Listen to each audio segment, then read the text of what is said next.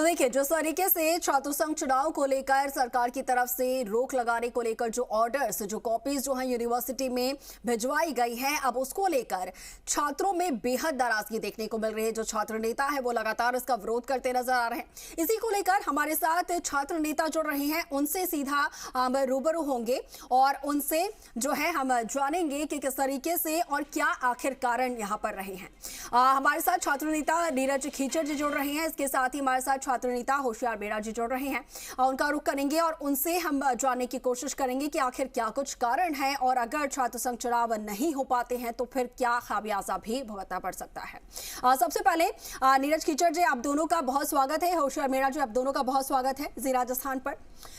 लेकिन नीरज जी, आपके पास सबसे पहले आऊंगी और जिस तरीके से ये राज्य सरकार की तरफ से जो आदेश निकाले गए हैं कि इस बार छात्र संघ चुनाव नहीं हो पाएंगे, क्या कारण आपको लगते हैं? क्या कारण यहाँ पर नजर आ रहे हैं कि इस बार छात्र संघ के चुनाव नहीं करवाए जा रहे हैं? जी मैडम, मैं आपको बताऊं कि इस फैसले से यही दिखाई दे रहा है कि जो कांग्रेस से जुड़े जो छात्र संगठन है उनकी हार दिखाई दे रही है। उसके कारण वो सभी छात्र नेता है उनको, उनके करियर को, उनको उस एक चीज के कारण उसको बर्बाद कर रहे हैं, जो कतई चीज सही नहीं है। मैं आपको बताना चाहता हूँ, ये हमेशा के लिए गलत है कि कोई छात्र नेता अगर वो यूनिवर्सिटी के अंदर तैयारी कर रहा है तो उसकी वो एक पहली सीढ़ी है राजनीति में जाने की, और अगर उसको वो करियर को खत्म कर रहे हैं तो ये एक बहुत ही बड़ा कलंक है। और इसका विरोध राजस्थान सरकार को पूरे प्रदेश से सहने को मिलेगा और ये प्रदेश रुकने वाला नहीं है। इसके अंदर विरोध इतना लंबा होने वाला है कि ये राजस्थान सरकार को समझ में आ जाएगा भी असल में छात्र संघ चुनाव रोकने का उनको क्या खामियाजा भुगतना पड़ेगा। ठीक है, तो खामियाजा भुगतना पड़ेगा, ये साफ तौर पर कहा जा रहा है। होशियार बेड़ा जी, आपको क्या लगता है क्या कारण? क्योंकि कुछ कारण ऐसे बताए गए हैं, बताया ये जा रहा है कि कुछ कमेटी का जिक्र किया गया है, इसके साथ ही जो नई शिक्षा नीति आई है उसका भी हवाला यहाँ पर दिया गया है, जो कॉपी जारी की गई है उसमें। देखिए, राष्ट्रीय शिक्षा नीति बहुत पहले आ चुकी है और लिंगिंदो कमेटी की बात करें तो 2014 से 2010 से लगातार छात्र संघ चुनाव हो रहे हैं। कहीं ना कहीं देखने को मिलता है कि इस तरीके की चीजें जो हैं ये आधी रात को 1:30 बजे काला कानून ला करके जिस तरीके से छात्र संघ के चुनावों पर बैन लगाया गया है, ये पूरी तरह से छात्रों के जो मर्यादा है उसको तोड़ने के लिए किया गया है। क्योंकि छात्र संघ लोकतंत्र की पहली सीढ़ी है, जिस सीढ़ी के माध्यम से विद्यार्थी लगातार छात्रों की मदद करने का काम करते हैं। आप देख सकते हैं कि किस तरीके से आज काला कानून लाकर छात्रों पर थोपने का प्रयास किया जा रहा है। ये कानून इसलिए लाया गया है क्योंकि जिस तरीके से विद्यार्थी परिषद ने न्याय यात्रा निकाली और उस न्याय यात्रा के माध्यम से लगातार भारी संख्या में छात्र उससे कनेक्ट हो रहे थे और बड़ी संख्या में बहन बेटियों के साथ में हम लोगों ने वो यात्रा की। लगभग 200 किलोमीटर तक यात्रा करने के बाद में 10,000 छात्रों का रेला विश्वविद्यालय में एक धरना प्रदर्शन के माध्यम से हम इकट्ठे होते हैं और इकट्ठे होने के साथ ही हम मजबूती के साथ में अपना पक्ष रखते हैं कि पेपर आउट होने वाली सरकार को उखाड़ फेंकने का हम संकल्प लेंगे। बहन बेटियों के साथ बलात्कार और दुराचार करने वाली सरकार को उखाड़ फेंकने का संकल्प लेंगे। इसी के कारण आज विद्यार्थी परिषद की न्याय यात्रा के कारण सरकार डरी हुई है और उनको लग रहा है कि जब ये 200 किलोमीटर पैदल चलकर हजारों छात्र विश्वविद्यालय पहुंच सकते हैं तो ये छात्र शक्ति जो है मजबूती के साथ में पूरे राजस्थान में विरोध करेगी। तो कहीं ना कहीं गहलोत साहब को लग रहा था, उन्होंने इंटेलिजेंस रिपोर्ट ली, सारी चीजें की कि उनका जो छात्र संगठन है वो पूरी तरह से हार रहा है। न्याय यात्रा का इतना जबरदस्त प्रभाव पड़ा कि हजारों की संख्या में छात्र उमड़ पड़े और मजबूती के साथ में ये न्याय यात्रा चल रही है। तो इसके कारण से उन्होंने ये छात्र संघ के चुनाव रोक दिए। क्योंकि जब हम 10 तारीख को जैसे ही हमारी छात्र न्याय सभा जो है संपन्न हुई, हुकार सभा संपन्न हुई, हमें बताया गया कि छात्र संघ पर भी बैन लग सकता है और वो बात सच हुई। देख सकते हैं कि पूरे प्रदेश में किस तरीके से पेपर आउट की घटनाओं के कारण आज आम छात्र परेशान है। बहन बेटियों के साथ हो रहे बलात्कार, अत्याचार और दुराचार को लेकर आम बहन बेटियां परेशान हैं। पूरा राजस्थान त्राहिमाम कर रहा है। युवा वर्ग में भारी आक्रोश है। विद्यार्थी परिषद का स्पष्ट मानना है कि जिन छात्रों के साथ में इस तरीके की घटनाएं हो रही हैं, विद्यार्थी परिषद उनके साथ कंधे से कंधा मिलाकर खड़ा हुआ है। और पहली बात, छात्र संघ चुनाव होने चाहिए। लोकतंत्र की सीढ़ी का पहला माध्यम छात्र संघ चुनाव होते हैं। खुद गहलोत साहब इस छात्र संघ चुनाव से निकले हुए हैं तो वो युवाओं को दर्द और दुख को समझ सकते हैं। कहीं ना कहीं एक आम छात्र की, विद्यार्थी की समस्याओं को सॉल्व करते करते स्टूडेंट लीडरशिप में वो क्वालिटी डेवलप होती है, वो समाज और देश के काम आती है। तो कहीं ना कहीं जो चीज कह रहे हैं, लेकिन ऐसे बड़े लीडर्स हैं जो कि छात्र संघ चुनाव से ही निकल कर आए और पहली सीढ़ी उन्हीं की यही रही कि वो अध्यक्ष रहे यूनिवर्सिटीज के। नीरज जी, आपके पास आऊंगी। जिस तरीके से ये भी बताया गया कि 5 जो डेलीगेशन है 5 छात्र नेताओं का, वो सीएम हाउस पहुंचा था, वहां पर अधिकारियों के साथ मुलाकात भी हुई है, बातचीत भी हुई है। क्या बातचीत हो पाई है? कहा जा रहा है कि सीएम से मिलने का आश्वासन दिया गया है, तो उसको लेकर क्या जानकारी मिल पा रही है? कब तक मुलाकात हो पाएगी सीएम से? देखिए मैडम, मैं बताता हूं, मैं एक निर्दलीय छात्र नेता हूं। मैं आपको बताना चाहता हूं कि जब हम सीएमआर हाउस गए तो हमें एक आश्वासन दिया गया कि आपको शाम तक सीएम साहब से मिलाया जाएगा, पर मुझे लगता है कि ये एक आश्वासन है, ये हमें बहकाया जा रहा है। जो पिछले कुछ दिनों से इस प्रदेश के सभी छात्र नेताओं को बहकाया जा रहा है कि आपके चुनाव करे जाएंगे, जिस दर एक एक दिन बढ़ा के आगे किया जाए, पर ऐसा कुछ नहीं है। इससे स्पष्ट यही होता है कि जो भी छात्र संगठन है, इनकी दुकानें खत्म हो चुकी है। ये एक दूसरे के आरोप गर रहे हैं, पर ये सही नहीं है। इस राजस्थान के अंदर 2 करोड़ से ज्यादा युवा इस प्रदेश के वोटर्स हैं। वो आने वाले विधानसभा चुनाव में बता देंगे कि असल में छात्र संघ चुनाव नहीं करवाने का आपको क्या खमियाजा भुगतना पड़ रहा है। आपके पास औषाल जी, आऊंगी आपके पास। हमारे साथ सांसद किरोड़ी लाल मीणा जी जुड़ गए हैं। किरोड़ी लाल जी, बहुत स्वागत है आपका जी राजस्थान पर। और जिस तरीके से आप देख रहे हैं कि राज्य सरकार की तरफ से छात्र संघ चुनाव पर रोक लगाने का ये जो फैसला है, किस तरीके से आप इस फैसले को देखते हैं?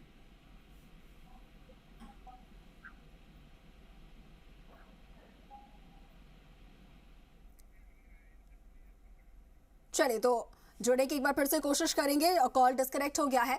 जी नीरज जी, आप बात कर रहे थे, यहाँ पर अपनी बात पूरी करें। देखिए, लिंग दो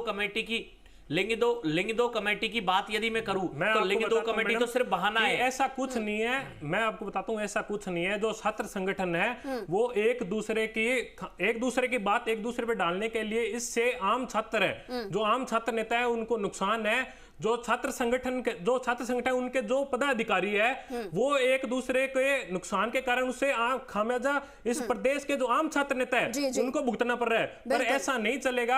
आने वाले विधानसभा चुनाव में भी उससे जो पार्टी है उसको खराब होगा, उससे घाटा होगा, अलग अलग चीजें। रोक रही हूँ, आऊंगी आपके पास। हमारे साथ सांसद डॉक्टर किरोड़ी लाल मीणा जी जुड़ गए हैं, उनसे भी एक बार जाने की कोशिश करेंगे इस पूरे मामले को लेकर वो किस नजर से देख रहे हैं।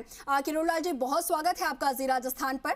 जैसा कि आप जान रहे हैं, राजस्थान सरकार की तरफ से ये जो छात्र संघ चुनाव पर रोक लगाई गई है इस बार, किस तरीके से आप इस फैसले को देख रहे हैं, राज्य सरकार के फैसले को, और क्या जो पूरा इसका ये जो फैसला है इसका निष्कर्ष निकलकर सामने आ सकता है? हेलो जी, हेलो, हाँ जी, हेलो जी, आपकी आवाज मिल रही है। हेलो, आपकी आवाज पहुंच रही है हम तक, अब तक आवाज आ पा रही है? हाँ, मैं ऐसा कह रहा था, ये छात्रों के इलेक्शंस पर जो रोक लगाई है राजस्थान सरकार की, ये बड़ी मनमानी है, एक तरफा मनमानी है। और कोई ऐसा गंभीर कारण बनता था तो इन लोगों को, छात्र नेताओं को विश्वास में लेना चाहिए था, विभिन्न राजनीतिक दलों को विश्वास में लेना चाहिए था। और मेरे को किसी ने बताया कि लिंग दो कमेटी के नियमों का वायलेशन हो रहा है, इसलिए सरकार ने फैसला किया है। तो 4 साल से जो चुनाव हो रहे थे उसमें क्या लिंग दो कमेटी आड़े नहीं आई? अब चुनाव से पहले छात्र राजनीति को दफन करने का काम गहलोत सरकार ने किया है। छात्र राजनीति में जो चुनाव होते हैं वो एक नर्सरी है, पौधशाला है जी। बच्चों को जो राजनीति माना चाहते हैं उनको सीखने को मिलता है, आगे बढ़ने की प्रेरणा मिलती है। ऐसे ये राजस्थान की सरकार बेरोजगारों के साथ, छात्रों के साथ पूरे 4-5 साल अन्याय करती आई है। बेरोजगारों की स्थिति आप जानते हो, जैसा उनके साथ अन्याय हुआ है जी। ऐसे ये छात्र छात्राएं जो अध्ययनरत हैं, जो यूनिवर्सिटी कॉलेज में इलेक्शंस लड़ेंगे, उनको भविष्य को वैसे ही बर्बाद किया है जिसे पेपर लीक करके बेरोजगारों का भविष्य बर्बाद किया है। हम इसके पक्ष में बिल्कुल नहीं है। मुख्यमंत्री जी से, राजस्थान सरकार से कहना चाहेंगे कि बिल्कुल अंगारे की तरह युवा शक्ति धधकने को मजबूर हो जाएगी। सरकार ऐसा अनडेमोक्रेटिक फैसला नहीं ले, ये पूरी तरह से लोकतांत्रिक है, लोकतंत्र की हत्या में इसको कह सकता हूँ, और पुनर्विचार करना चाहिए, चुनाव कराने चाहिए। मेरे समझ में सरकार को ये डर है कि इलेक्शंस में जो है उनका जो संगठन है NSUI, वो पिछड़ जाएगा, हर बार पिछड़ता है एक आदमी को छोड़ के। तो इलेक्शन से पहले जो सेमीफाइनल होता है, सेमीफाइनल अगर हम हार गए तो फाइनल भी हम जो 2023 का विधानसभा का चुनाव है वो हम खो बैठेंगे, हमारा माहौल बिगड़ेगा। तो राजनीतिक दृष्टिकोण से मुख्यमंत्री जी या सरकार ने ये फैसला लिया है कि हम सुरक्षित रहें, हमारा माहौल किसी कारण से नहीं बिगड़े, हम जो रेवड़ियां बांट रहे हैं उनका माहौल बना रहे, छोटी सी घटना से भी माहौल नहीं बिगड़े जिससे हमको चुनाव हारने का सामना करना पड़े। कितना भी कुछ करने अब की बार कांग्रेस चुनाव नहीं जीतने वाली है, क्योंकि तो जवान हो चाहे किसान हो चाहे महिला हो, कोई सुरक्षित नहीं रहा, कानून के हालात खराब है, भ्रष्टाचार चरम पर है और युवाओं को ठगा गया है, लूटा गया है। जी ठीक है किरोड़ियाल जी, आपका बहुत शुक्रिया हमारे साथ जुड़ने के लिए, आपने अपना कीमती वक्त दिया हमारे साथ बातचीत के लिए, बहुत शुक्रिया आपका। नीरज कीचड़ जी हमारे साथ लगातार जुड़े हुए हैं, होशियार मीणा जी भी लगातार हमारे साथ जुड़े हुए हैं, उनका भी रुख करेंगे। जैसा कि आप लोगों ने सुना किस तरीके से जो है विपक्ष भी पूरी तरीके से अब पूरे मुद्दे को लेकर हमलावर है। साफ तौर पर ये कहा जा रहा है कि पहली सीढ़ी ये राजनीति की होती है, और अब जब पहला ही मौका नहीं मिल पाएगा, सपोज कि जो लोग जो राजनेता जो यहाँ पर पॉलिटिशियंस हैं जो कि चुनाव में खड़े होने जा रहे थे और अब पास आउट होने जा रहे हैं, तो ऐसे में अब लास्ट मौका था उनके पास और वही मौका उन्हें नहीं मिल पाएगा तो वो पहली ही सीढ़ी पर नहीं चढ़ पाएंगे, तो ऐसे में बड़ा पूरा उनका करियर का नुकसान होता है। होशियार